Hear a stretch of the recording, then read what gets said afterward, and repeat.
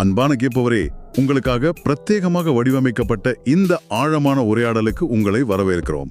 இப்போ ஒரு வாரத்துல உங்க முடி காடு மாதிரி வளரும், இதை மட்டும் தடவுங்கன்னு சொல்லி விற்கப்படுற ஆயிரக்கணக்கான ரூபாய் மதிப்புள்ள கெமிக்கல் பாட்டில்களை நாம எல்லாரும் ஒரு முறையாவது நம்பியிருப்போம் இல்லையா?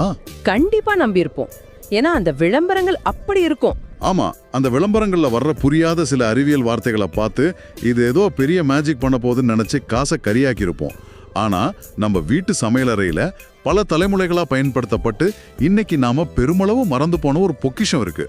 ஆக்சுவலா அது ஒரு சாதாரண விஷயம் நினைச்சிட்டு இருக்கோம் நாம. அப்பத்துக்கும் சுவைக்காக மட்டும் நாம பயன்படுத்திக்கிட்டு இருக்க தேங்காய் பால் பத்தி தான் இன்னைக்கு பேச போறோம். சரி, இதை கொஞ்சம் விரிவா பார்ப்போம். சமையல் பொருள் எடுத்து தலையில தேய்க்கிறதான்னு நீங்க யோசிக்கலாம். ஆனா அந்த தேங்காய் பாலுக்குள்ள ஒளிஞ்சிருக்கிற விஷயங்களை நம்ம சோர்சஸ் வச்சு அலசும் போது உண்மையிலே ஆச்சரியமா இருக்கு.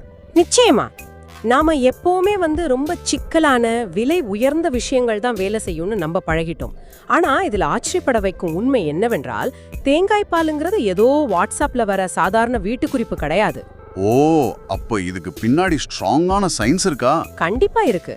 அதோட வேதியியல் அமைப்பை நீங்க எடுத்து பாத்தீங்கன்னா அது ஒரு முழுமையான மருத்துவ கலவை. இன்னைக்கு இருக்கிற நவீன ட்ரைகாலஜிஸ்ட்கள், அதாவது முடி சார்ந்த நிபுணர்கள், தேங்காய் பாலோட அறிவியல் தன்மையை பார்த்து ரொம்பவே ஆச்சரியப்படுறாங்க. ஒரு நிமிஷம், தேங்காய் பால் முடிக்கு நல்லதுன்னு பாட்டி சொல்லி கேட்டிருக்கேன். ஆனா இதுல நிஜமாவே அறிவியல் இருக்கா? நம்ம சோர்சஸ்ல பார்க்கும்போது புரதச்சத்து, வைட்டமின்கள்னு நிறைய இருக்குன்னு சொல்லியிருக்காங்க. அது எப்படி முடிக்கு நேரடியாவே வேலை செய்யுது? இதுல ரொம்ப சுவாரஸ்யமான விஷயமே அதோட உட்பொருட்கள் தான். இப்போ பாத்தீங்கன்னா தேங்காய் பால்ல புரதச்சத்து மிக அதிக அளவுல இருக்கு. கூடவே வைட்டமின் பி, சி மற்றும் இ இருக்கு. சூப்பர், இதெல்லாம் முடிக்கு தேவையானது தானே? ஆமா, ஆனா இது எல்லாத்தையும் விட ரொம்ப முக்கியமான ஒரு ஹீரோ இதுல இருக்காரு. அதுதான் லாரிக் அமிலம்னு சொல்ற கொழுப்பு அமிலம். இந்த லாரிக் அமிலம் தான் தேங்காய் பாலோட ஒட்டுமொத்த மேஜிக்குக்கும் முக்கிய காரணம். லாரிக் அமிலம். நான் இந்த தரவுகளை படிக்கும்போது எனக்கு ஒரு விஷயம் தோணுச்சு. இப்போ நம்ம தலைமுடிங்கிறது கெரட்டின் அப்படிங்கிற புரதத்தால் ஆனதுன்னு நமக்கு தெரியும். ஆமா, நுணுக்கமா சொன்னா அதுதான் அடிப்படை. இப்போ முடி உடைஞ்சு போயிருக்கு, இல்ல டேமேஜ் ஆயிருக்குன்னா அந்த முடியை ஒரு சேதமடைந்த செங்கல் சுவரா நாம உருவகப்படுத்தி கொள்ளலாமா? அப்படி பார்த்தா இந்த லாரிக் அமிலமும் புரதச்சத்தும் அந்த சுவரோட ஓட்டைகளை அடைக்கிற ஒரு உயர்தரமான சிமெண்ட் கலவை மாதிரி வேலை செய்யுதா? என் புரிதல் சரிதானா? அட, மிக சரியான ஒப்பீடுங்க.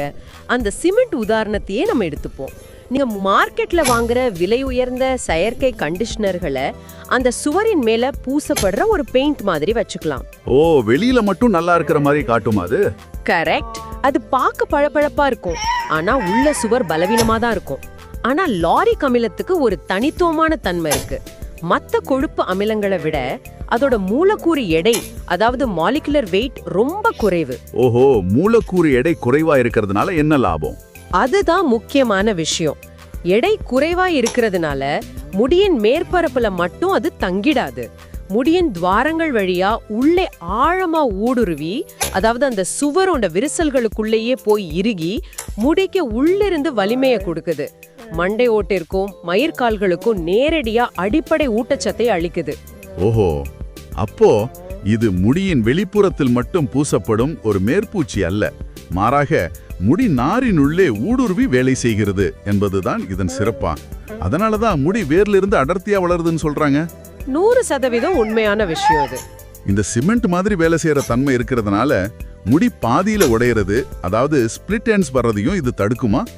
இந்த வேதிப்பொருட்கள் சாதாரண மனிதர்களின் அன்றாட முடி சார்ந்த பிரச்சனைகளை எப்படி தீர்க்கின்றன அப்படின்னு நீங்க நினைக்கிறீங்க?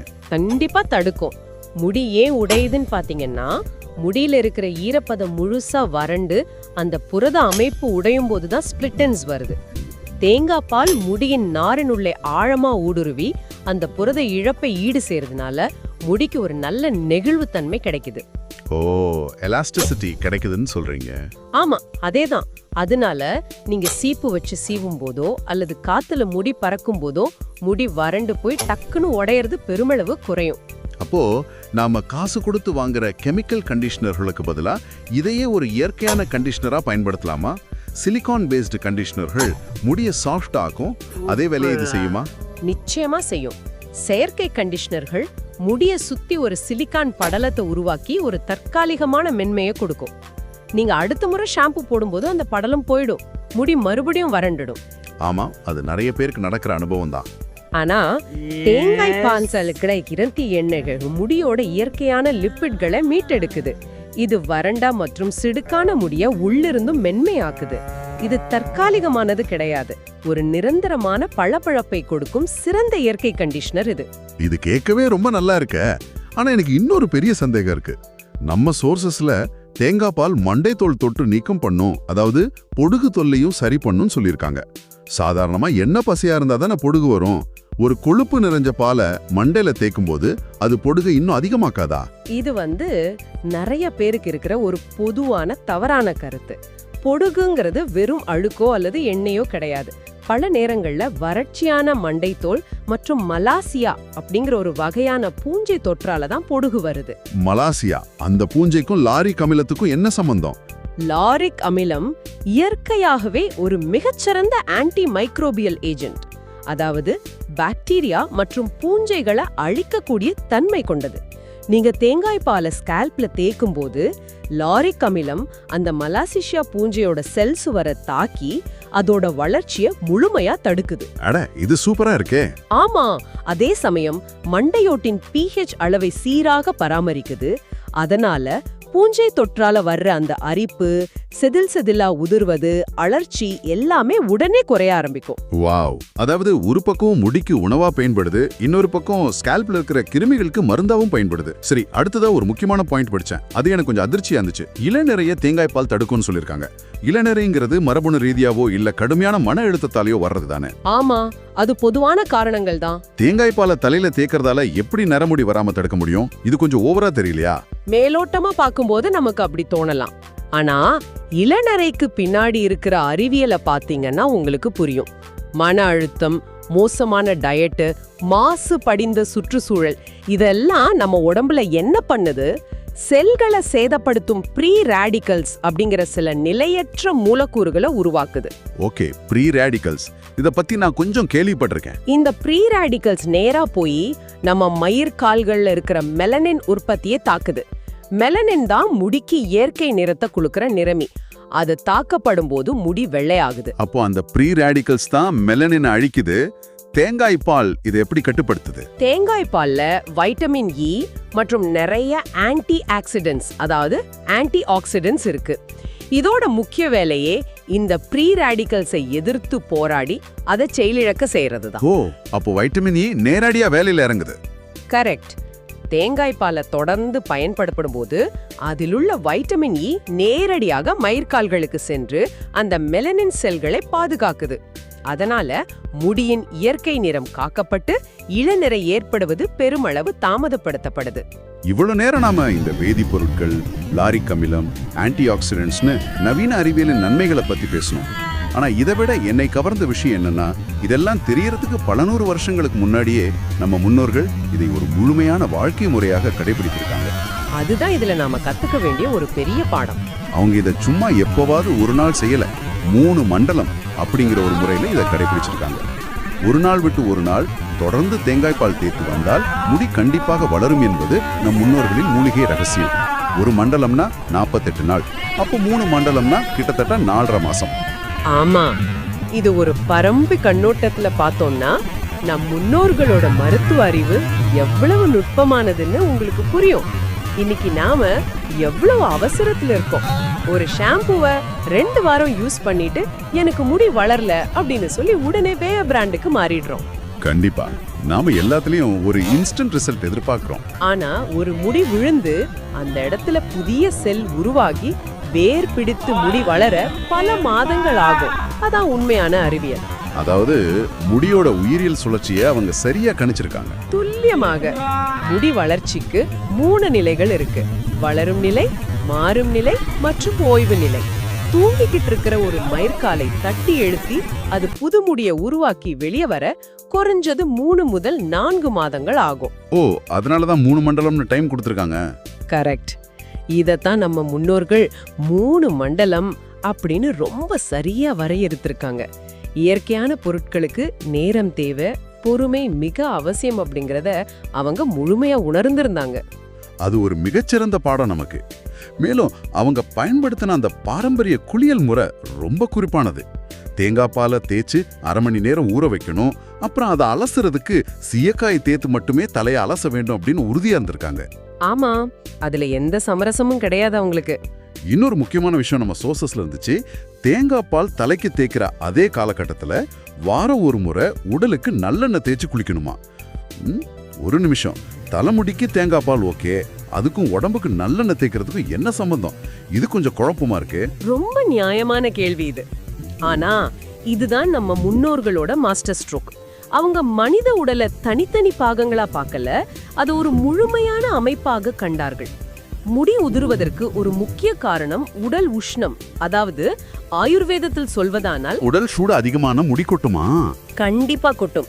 உடம்புல சூடு அதிகமானால் அது நேரா மயிர்கார்களை பாதிக்கும்.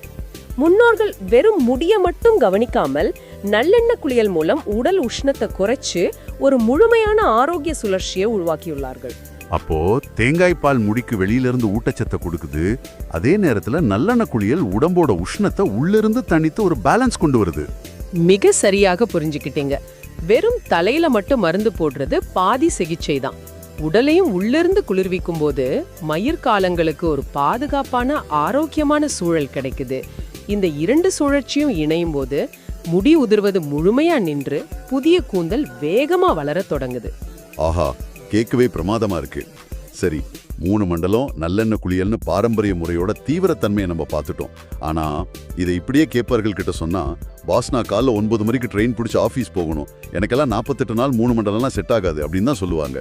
ஆமா, இன்றைய பிஸியான காலகட்டத்துல அது கொஞ்சம் கஷ்டம்தான். அதான் இந்த முன்னோர்களின் ரகசியத்தை எப்படி நடைமுறைக்கு ஏற்றவாறு நாம எளிதாக பயன்படுத்தலாம் என்பதற்கான வழிகாட்டுதலுக்கு செல்வோம். இது ரொம்ப அவசியமான ஒரு பகுதி. ஏனென்றால் அறிவை நடைமுறைப்படுத்த முடியாட்டி அதனால எந்த பயனும் இல்லை. இதற்கான முதல் படியே தயாரிப்பு தான். இங்க எல்லாரும் பண்ற தப்பு என்னன்னா, டிபார்ட்மெண்டல் ஸ்டோர்ல விக்கிற பாக்கெட் பாலோ டப்பாக்கள்ல அடைக்கப்பட்ட தேங்காய் பாலையோ வாங்குறது. ஆமா, ஈஸியா இருக்கும்னு அது வாங்கிடுறோம். அதுல பதப்படுத்திகள் இருக்கும், அது முடிக்கு கொஞ்சம் கூட வேலை செய்யாது. அப்போ வீட்ல செய்யணும். புதிதாக துருவிய தேங்காயிலிருந்து கெட்டியான பாலை பிழிஞ்சு எடுத்துக்கணும். கரெக்டா? ஆமா, அந்த முதல் பால்ல தான் கொழுப்பு அமிலங்கள் அதிகமா இருக்கும்.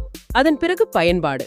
அந்த பாலை எடுத்து மண்டையோட்டிலும் முடியின் வேரிலிருந்து நுனி வரையிலும் நல்லா தடவணும். தடவிட்டு ஒரு 5 முதல் 10 நிமிடங்கள் லேசாக மசாஜ் செய்யணும். மசாஜ் செய்யும்போது நிறைய பேர் ரொம்ப அழுத்தி தேய்ப்பாங்களே, அது சரியா? அது ரொம்ப தப்பு. ஈரமா இருக்கும்போதே முடி ரொம்ப பலவீனமா இருக்கும். ரொம்ப அழுத்தி தேய்ச்சா முடி வேரோட வந்துரும். விரல் நுனிகளால ரொம்ப லேசாக வட்ட வடிவில் மசாஜ் செய்யணும். ஓ, லேசான மசாஜ் தான் பண்ணணும். ஆமா, அப்படி செய்யும்போது மண்டையோட்டில் ரத்த ஓட்டம் தூண்டப்பட்டு நாம முன்னாடி பேசின அந்த லாரிக் அமிலம் மயிர்கால்களுக்குள் எளிதாக நுழைய வழிவகை செய்யுது. நோட் பண்ணிக்கிட்டேன். அடுத்ததா ஊற வைத்தல். தலைமுடியை கொண்டை கட்டிட்டு ஒரு 20 முதல் 30 நிமிடங்கள் ஊற விட வேண்டும். அப்பதான் அந்த சிமெண்ட் செட் ஆகும், இல்லையா? கரெக்ட். அதுக்கு ஒரு நேரம் கொடுக்கணும். இறுதியாக அலசுதல். இங்கதான் விஷயம் மிகவும் சுவாரஸ்யமாக இருக்கிறது. வீரியம் குறைந்த, அதாவது சல்ஃபேட் ஃப்ரீ ஷாம்பு அல்லது சீயக்காய் கொண்டு வெதுவெதுப்பான நீர்ல அலசணும்னு தரவுகள் சொல்லுது. இங்க இது ஒரு முக்கியமான கேள்வியை எழுப்புகிறது. நாம் ஏன் சல்ஃபேட் ஃப்ரீ வீரியம் குறைந்த ஷாம்பு அல்லது சீயக்காயை வெதுவெதுப்பான நீரில் பயன்படுத்த வேண்டும்? நிறைய பேர் என்ன பண்ணுவாங்கன்னா, ரொம்ப மெனக்கெட்டு அருமையான தேங்காய் பாலை தலையில தடவி ஊற வச்சுட்டு கடைசியா குளிக்கும் போது நொர நிறைய வரணும்னு மிக கடுமையான ரசாயனங்கள் நிறைஞ்ச ஒரு ஷாம்புவை போட்டு தேய்ப்பாங்க. ஆமா, நுர வந்தாதான் அழுக்கு போகும்னு ஒரு நம்பிக்கை நமக்கு இருக்கே. ஆனா நடக்கிறது என்ன தெரியுமா? கடினமான ரசாயனங்கள் தேங்காய் பாலின் நன்மைகளை அழித்துவிடும். அந்த கடுமையான சல்ஃபேட்டுகள் தேங்காய் பால் கஷ்டப்பட்டு முடியின் வேர்கள்ல சேர்த்த அத்தனை இயற்கை எண்ணெய்களையும் லிப்பிட்களையும் ஒரே நொடியில அடித்து சென்று விடும். அடப்பாவமே, அப்ப நம்ம உழைப்பு வீணாயிடுமே. ஆமா, நீங்க செஞ்ச அத்தனை நல்ல விஷயங்களையும் நீங்களே அழித்து விடுவதற்கு சமம் அது. அப்போ வெதுவெதுப்பான நீரும் சீயக்காயும் தான் பெஸ்ட்.